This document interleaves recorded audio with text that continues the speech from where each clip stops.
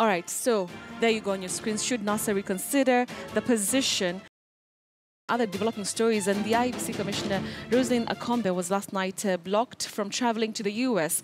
Now, she was detained at the Jomo Kenyatta International Airport, and her luggage loaded off for allegedly failing to produce clearance to travel. Well, she has, however, been cleared to travel this morning for what IEBC said was an official function and will return on Sunday. IEBC sources, however, say that she had a clearance similar to one which allowed her to travel to Dubai to witness printing of the ballot papers. The electoral body says the government officials involved have apologized.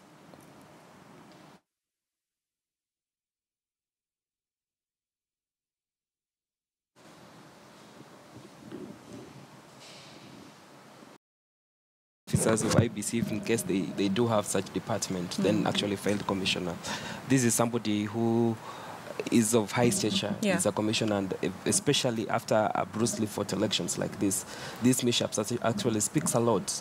It might be quoted with political internet because someone will say, okay, fine, with the NASA narrative, why is she running away, you know? Is she really running away, Charles? Not really. So someone has to come and actually clarify that. I'm glad the commissioners clarified that she was going out for official duties. But it actually looks bad, and there must be some communication between the government and constitutional bodies with the management of the Ports Authority. Because this is not the first time. The other time it was a CS who was also...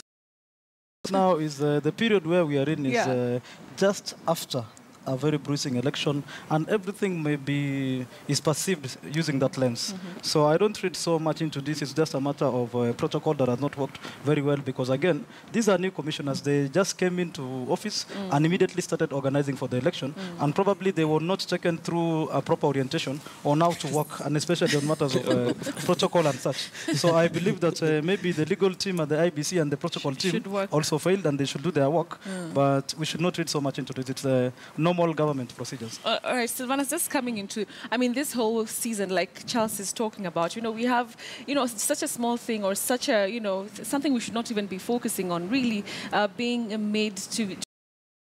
They finished. I mean, they declared results. We haven't heard from the NASA presidential candidate. He said he'll make a declaration. So any movement by any commissioner or anybody or any person shouldn't be read too much. These are human beings too. But have they finished their work, really? We're still waiting for some Form 34As. We'll be discussing that. Looking for them. Are they looking for them? So, Murigi, in your comment, are you looking at anything? Is there anything peculiar about so this? For me, I see nothing peculiar. If we are, for those who know, before appointment, she used to work in New York. So, I think, but the problem is everybody, we all read malice in everything. And I remember when in the morning, the first, I was going through my WhatsApp messages, and actually saw that message, and the way it should even be breaking news. Be making any news right now. Yes, but in any event, she's a commissioner at the IEBC.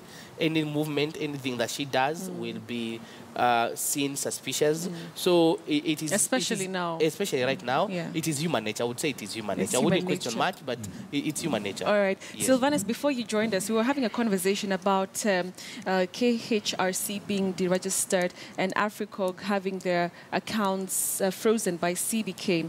And I was asking my panelists, if they're reading anything queer into it, because apparently some of the civil society groups were just readying themselves up to going to the Supreme Court to challenge the presidential results from registered. However, the timing is suspicious. I mean, we want reconciliation. We are talking about bodies that, act as watchdogs to the common mwananchi. We are talking at a time that people are complaining about the police brutality all over. I mean, the timing is very suspect. In as much as we might, if we go to the legal structure, we might find probably that the human rights body had faulted some law or messed some at some point. I mean, they could have waited for settlement of this time.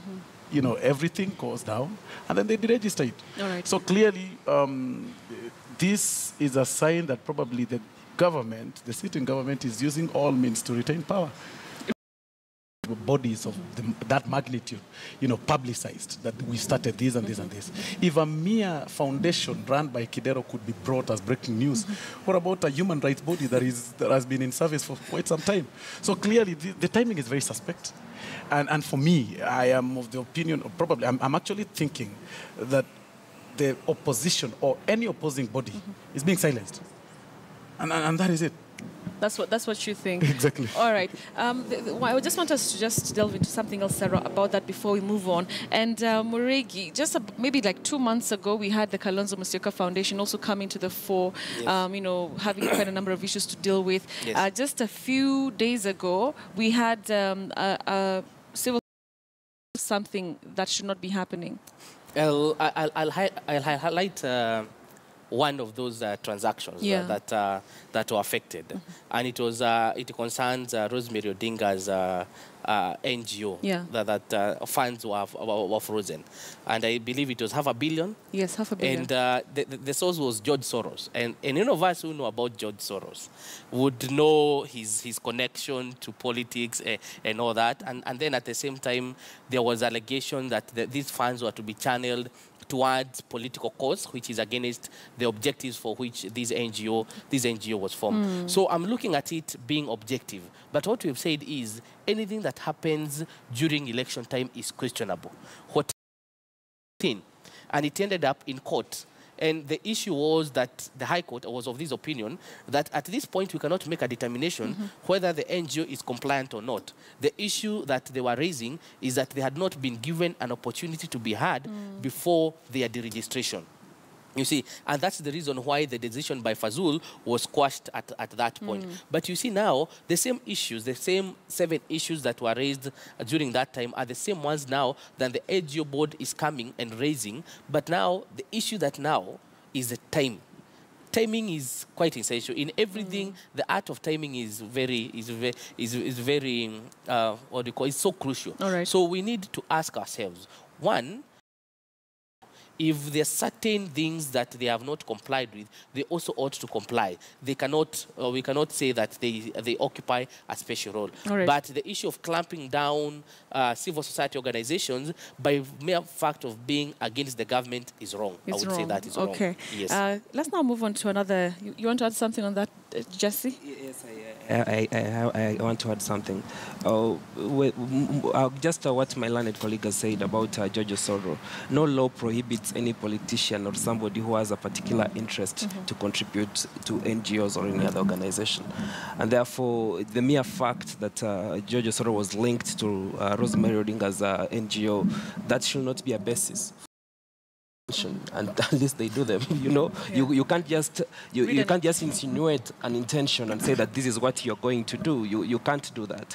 And then further, the same thing, actually I'm glad he brought it up, the same thing that the NGO board did last time in 2015 in court is exactly what they're doing again. They have not had, these organizations have not been given a chance to be heard, including AfriCorp. They have been deregistered and no formal letter has been communicated to them.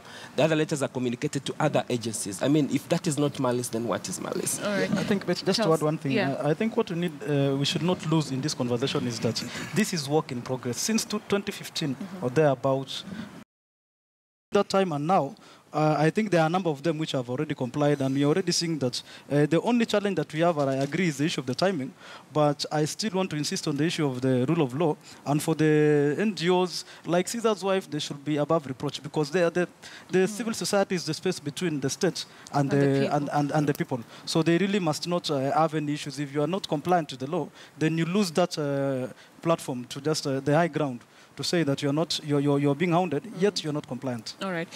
Fine, gentlemen. I want us to continue with the conversation and now focus on what's happening today. So yesterday we were waiting for the NASA big announcement, but that did not happen. And of course, they came out and cited that they were still undergoing consultations because this is a delicate issue. Sorry, let me come to you and start with you in this one. What are we looking at? Because the options seem very slim for NASA, and that's even why we're asking if they should be reconsidering a petition at the Supreme Court. They've actually made it very clear before that going to court is the last option. It's actually no option for them. And what I expect from Raila Odinga today is probably to concede defeat and quit politics, perhaps. I mean, trying to put this country on hold for me is not, it's something that it shouldn't be happening right now. I am an opposition MP-elect, but then there are some things that I'll not agree with. That we have legal structures for any person opposing to court. If not going to court, then concede defeat or remain silent and wait for the president to be sworn in so that we move on. Some of these things, because I remember in our campaigns, Raila Odinga was very clear that you guys just go and vote. I'll take care of the votes. Yes. So I'll make sure that they're not stolen. So coming back again to tell us that they've been stolen, I mean, that is a question that we are trying to raise all over, and we're not happy. As an opposition leader myself, I'm not very happy. You're not happy? Yes. You're not happy that he's come back to the people and said, exactly. Now I have to tell you. We do not want to hear such stories. If you never protected votes, then go to court. If you don't want to go to court, then keep quiet. All right. We have the president-elect, and let's move on in the country. All right. Exactly. Murigi, that's such a, to approach the High Court. If that does not happen, within 14 days, the president is supposed to be sworn in. Yes. That is what is supposed to happen. But it is irresponsible for anybody to stand there and say that my election was stolen. But I have gone to court so many times. I have been there. I was there in 2013, and I already know the outcome. So that will be my last option to go there. One thing what you do is that you discredit the courts with that one statement. And what we are saying is simple, and these have been the calls. If indeed anybody believes that the election was stolen, they have the evidence, they have been provided with all the forms, take that, go to court. If you feel that you're not, I wouldn't say man enough, but if you feel that you will contradict yourself, use NGOs that are again, come back in 2022, you will get the vote. But you cannot hold the country hostage. It has been over a week since people voted. We are going, are we going? Yes, yes. We are almost a week now since the people voted. For almost 2 weeks, people have not been working. You can tell that the station has not normalized. People expected that would get the statement tomorrow, yesterday. So, and then now it is postponed to today. So I think somebody is trying to hold this country hostage, and it is not good for anybody. The country needs to move on. Jesse, coming to that option of the Supreme Court, and there have been quarters and even some NASA supporters who are saying that the courts are not independent enough to handle this case because Raila Odinga, as Murigi has just mentioned, has lost at the Supreme Court before, and maybe that's the reason that there's no confidence in the Supreme Court. You have judges there who are, lining or leaning towards NASA. So why the change of heart right now? And why aren't they willing to take that option of, going to the Supreme Court, which really could be the only one that they have? I think, Betty, it's very reckless for somebody to attack the Supreme Court or even any aspect of judiciary in that manner. I mean, that is the last resort for this country in case there is anything. And we said in this show that the peace of this country is going to be anchored on two institutions, IBC and the judiciary after, during elections and post-election period. And therefore, I find it's very reckless when you try to cast aspirations on the judiciary and even question their independence. We had a totally different bench of the Supreme Court. Right now we have 3 new judges, so it's a completely different bench. So it is wrong for NASA principals or even NASA supporters to say that last time we went to court and we did not get justice according to them, and without keeping in mind that this is a completely new bench that has been constituted. Clearly, as you pointed out, NASA has moved to court on the run-ups to elections with several cases, and they have won several cases too. Some of them have also lost. But then it's typical of politicians. When something good happens your way, you praise the system, and when something bad happens, now you have to come with all guns blazing. But we have to move from that and start respecting individual institutions. We have a problem as much as which is a very not so much common option that Raila Odinga has, apart from moving to Supreme Court. There is what we call the Lome Declaration. The Lome Declaration says that in the event that one of the parties to a dispute with regard to election can come with substantial evidence that the elections were rigged or were not, rule of law was not applied in holding that elections, and further prove that any other legal avenues are exhausted, then he can petition the African Union and the United Nations to declare that government illegitimate. Illegitimate. Yes. So that's an option that is also another option that Raila Odinga has. But Jesse, I still on you because you know, I had another panel of guests yesterday, and they were talking about back in 2013. They said that they did not have enough jurisprudence to At that time, that was a very, what we call in the legal corridors, a baby Supreme Court at that time. But then, as much as it was a young institution at that particular point, but then we went ahead and got the best legal brains, people who could stand up to that. That decision, we would commonly call it in corridors, the Raila Odinga decision. Most of the lawyers and even judges appreciate that it was bad law with regard to the throwing of the affidavit, which was evidence because of time constraints. Yes. But then now the Supreme Court, you know, it's not bound by the decisions they have made. They can overturn their own decision. That is the only court that does not work under presidents. They create jurisprudence. Right. And therefore, in fact, Raila Odinga should accord the legal fraternity this chance for the Supreme Court to advance the jurisprudence and even and bees, and they're saying that they can't get some of them, they haven't manufactured some of them, whether manufactured or they're not compiled. We'll be getting to that conversation, Jesse. Charles, I will be getting back to that from this break. Charles, just talk to us about, you know, the options that lie for NASA.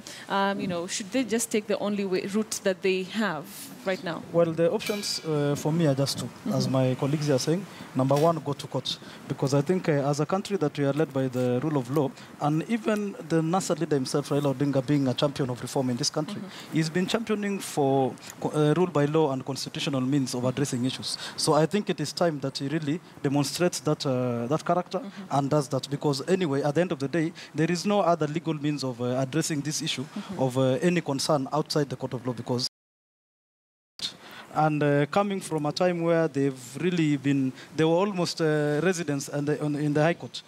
Just before the elections, going to pushing petition after another, litigation after another, which really affected even the conduct of this election, then it betrays the intention that really, I think at some point, if this Supreme Court did not have this exclusive jurisdiction to handle the issue of the presidential petition, and they had the option of going to the High Court, they will already have been there, because they feel that the composition of the High Court, I don't know, it's only speculation, but probably they are looking at people based on their extractions and saying, this one, the last name seems almost close to mine, so he may deliver a ruling that is close, that is favorable, which is why there is no other reason of saying we are prudence. Okay. Now, but allow me just to finish. Yes, I think the second option is for Raila Odinga to be the statesman, take the high road and say Kenyans have participated in an election which has really been very credible and has been very credible in the history of this country. So, bearing the results that Kenyans have given and their verdict,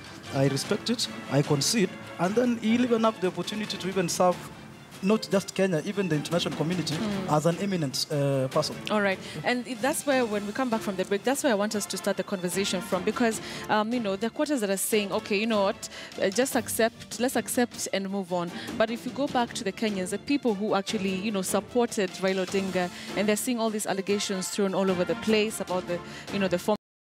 Having that discussion in a short while. But remember also, we are still having our Twitter poll, and we're asking you, should NASA reconsider its position and challenge the presidential results at the Supreme Court? Quite a number of tweets. Let me just sample a number of them.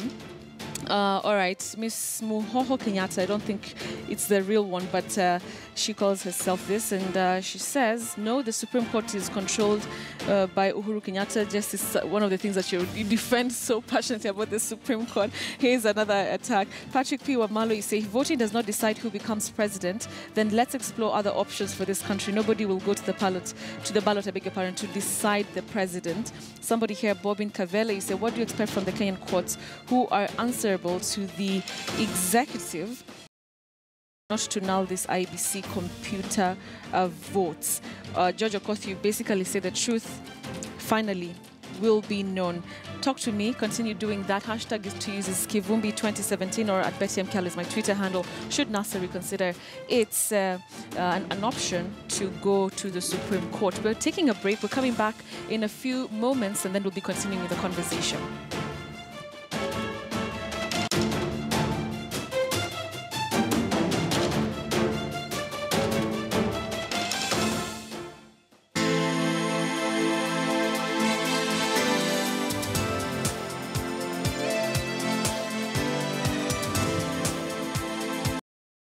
going round, and the calls the Red Cross was getting, I and my staff and our 24-hour call center here, asking us to go to Mathare and to Dandora to pick up people who are being slaughtered and being butchered and being killed. And I want to say the truth of the matter is, those who are issuing out those stories, when you question them, there is no evidence, and it wasn't true. So as a Kenyan, leave alone in my role as Secretary General of the Red Cross, I just want to urge my fellow countrymen and country citizens, let us be sincere to one another. Let us be careful with what we say, because it's not helping anybody.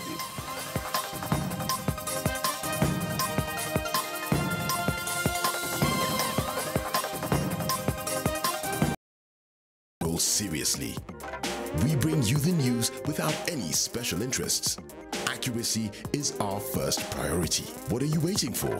Visit www.standardmedia.co.ke now for the full truth. Standard Digital. True, vigilant, unbiased.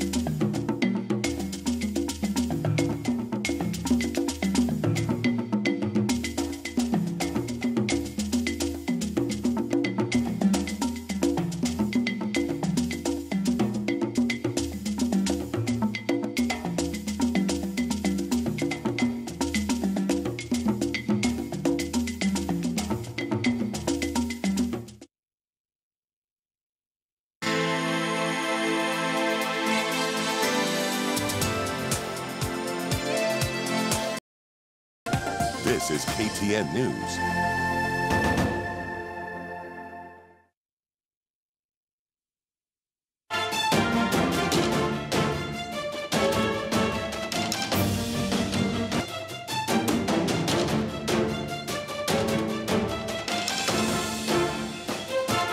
Back to Kivumbi2017. Thank you very much for staying with us here on the show. Keep your comments coming on our Twitter poll this morning. We're asking you if NASA should reconsider the option of going to the Supreme Court to file a petition in regards to the presidential results. Let me come back to my conversation here in studio with my panel of guests. Remember, I have Jesse Odwor, who is a lawyer.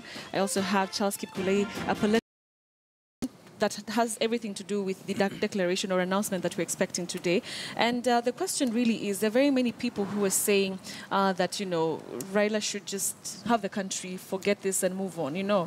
But he's been raising quite a number of issues right from the second day of the election, just saying that, okay, fine, we suspect that, you know, there could be hacking, and those allegations, you know, kept coming throughout the whole week. And as late as, was it Sunday, just saying that, you know, first of all, will not take the Supreme Court route, but also just going to the to their supporters, if indeed, you know, there were malpractices or irregularities with this election. Is it fair to tell? I think that even the theory of accept and move on should not be encouraged at all. Because at the end of the day, every vote should count in a democratic institution.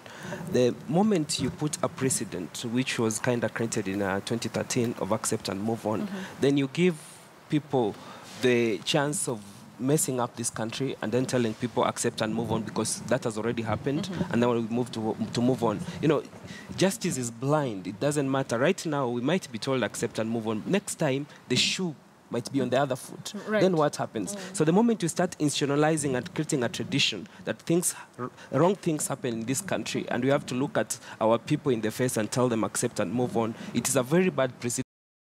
government, and a supporter of Nasser should not be told, you know what, you've lost, but because for the sake of peace, for the sake of this country, for the sake of normalcy, returning back to the country, let's just forget and move on and try out in the next election. I think Betty, this is an election, and in an election there are winners and losers, and this is a practice in democracy.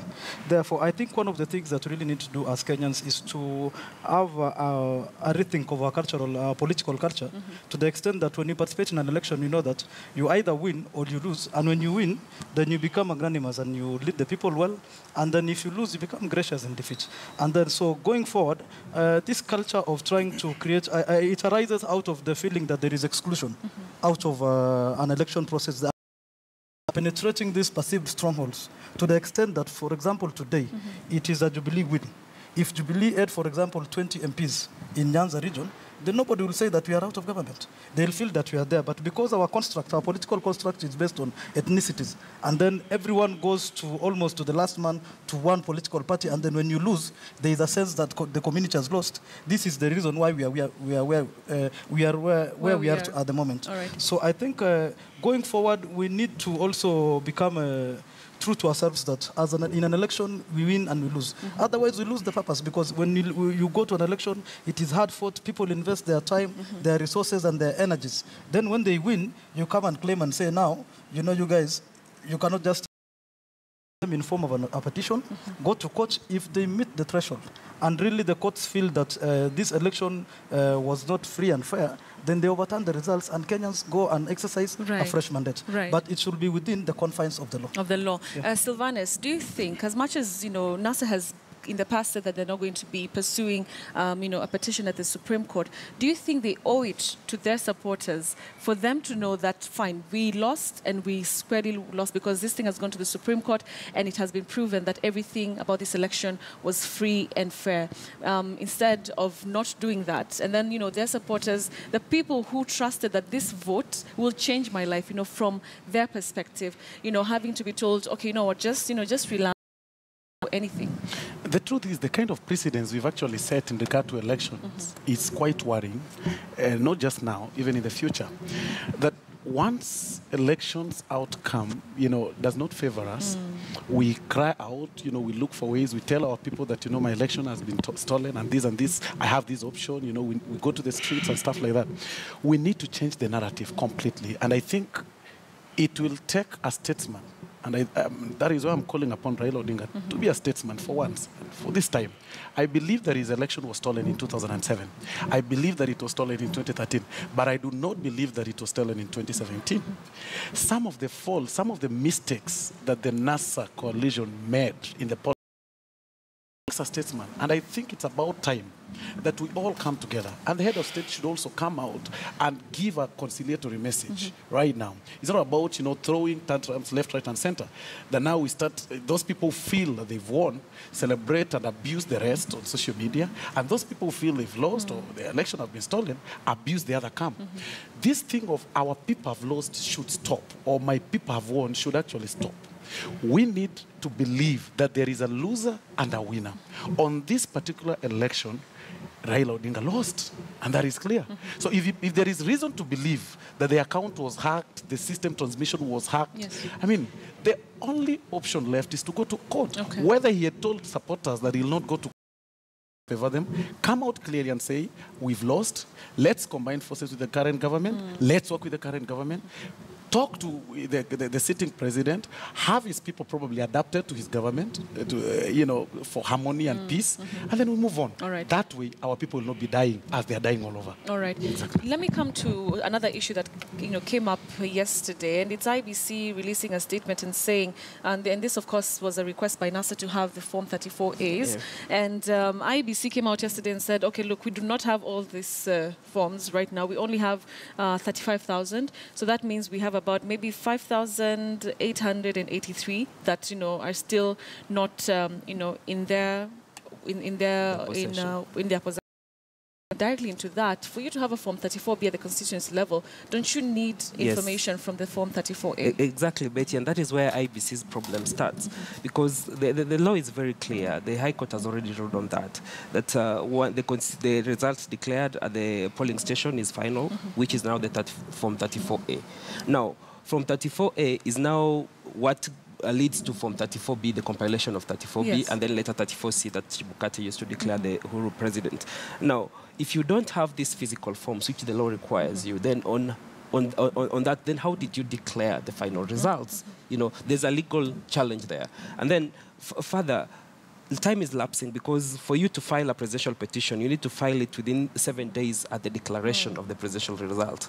The president already giving a definite answer, saying that we still don't have these forms. However, we are working around the clock to have it, but they are not telling NASA when they're going to have it. So is it a response designed to make sure that the presidential petition collapses before it's filed, or what? And then further, that alone, it's even against the law, because when you look at the Elections Act of 2017, clearly states that if there is a dispute that if a party feels aggrieved by a dispute and request for information from the IBC, that information should be given within 48 hours. Within 48 hours. That time has already lapsed.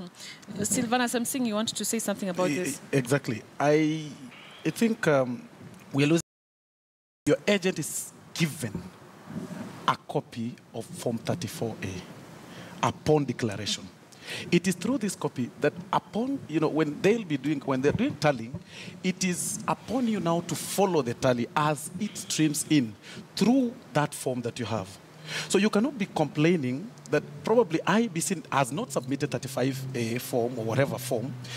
You want to abuse, you want to push IBC to give you evidence to sue it. But isn't it the law?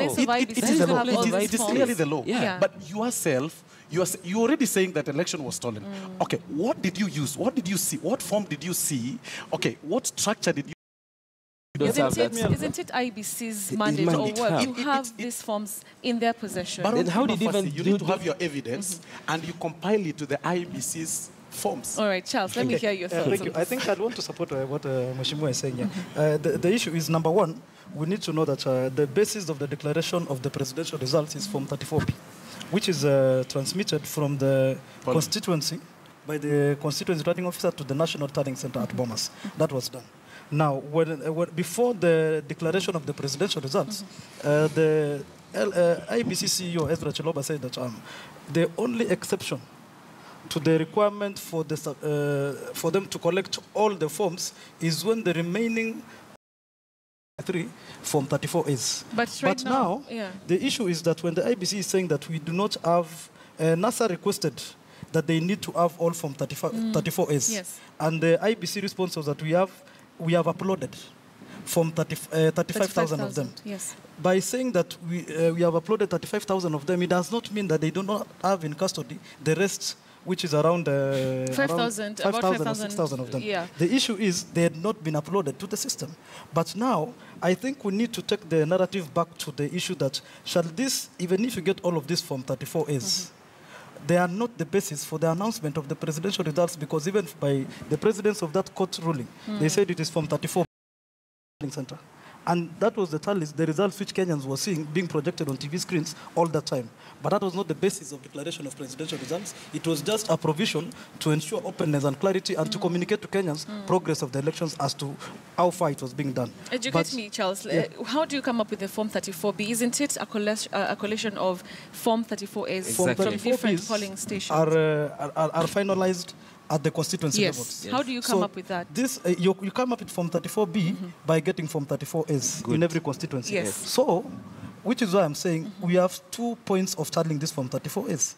And the one by law which is should be done is from the polling station, they go to the constituency tallying center, which was done so that every constituency received those Form 34As from their respective polling stations, and then it is from that basis where they now develop Form 34Bs, and then they transmitted them to the National Tallying Center at Bomas. Right. But the only challenge that we have here is that there was a concurrent transmission of Form 34As, the results initially you even had that the first press conference NASA made was that we are disputing these results because they are not accompanied by the actual forms. It was just a text message, an electronic result, which is what we need to know. Jesse.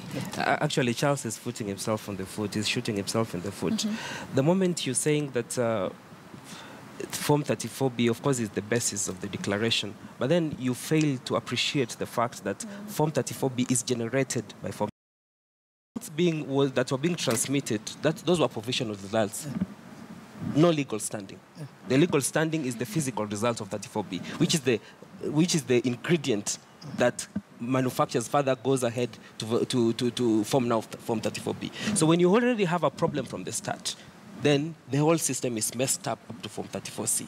And therefore, when NASA requests Form 34A, they need to be provided because the law provides that it's on that basis, because 34A generates to 34B, then later 34C, that leads to the declaration. So if you've already messed up on step 1, then there is no way step 3 is better. So they have to provide that information. And when you look at IBC's letter, they didn't say about uploading. They say that they lacked those forms, but they're working around the clock to get them. I think my issue was that at the National Tallying Center, the National Returning Officer, who is the IBC chairperson, was only mandated by law to collect all the 290 Form 34Bs, and then from that, verify them, collect and verify, and then now make the final result, without altering anything. I'm saying that these Form 34As, when they were being transmitted from the polling stations to the constituencies, there was also a provision that they be transmitted simultaneously to the National Tallying Center. But at the National Tallying Center, the National Returning Officer had no mandate or obligation to now start adding up the figures of Form 34A. For him, it is Form 34B. So the argument that we have right now is that these forms are huge. We are not able to meet the demand of time that you are pushing us to do. Therefore, because we have 40,000 forms. Yes. But that requirement was satisfied at the constituency levels. All right. So what should be done is that I agree in entirety that NASA is entitled to all Form 34As for purposes of cross-checking and verification. But in terms of the law and the final declaration, there is no problem with the final declaration because it was done as per law, which is based on Form 34B, the 290 of them, which was submitted from the 290 constituencies, which were then generated from Form 34As from the respective polling stations at those constituencies. And we know that some of the challenges that they had was that it is time. We don't have places to transmit them, but we are... Should IBC heed to the call of NASA to have all these forms, as you know, time is actually elapsing. I think maybe we have just 2 days to provide the forms. So we'll be continuing the conversation in a short while. Let's take that a short commercial break. We're coming back to continue with this conversation here in studio.